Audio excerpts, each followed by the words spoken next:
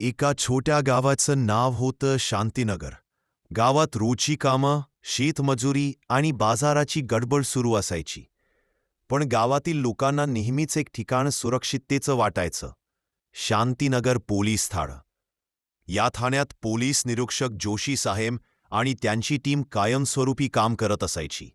जोशी साहेब गावातील तक्रारी ऐकायचे, गुन्हे नोंदवायचे आणि शांती राखायचे.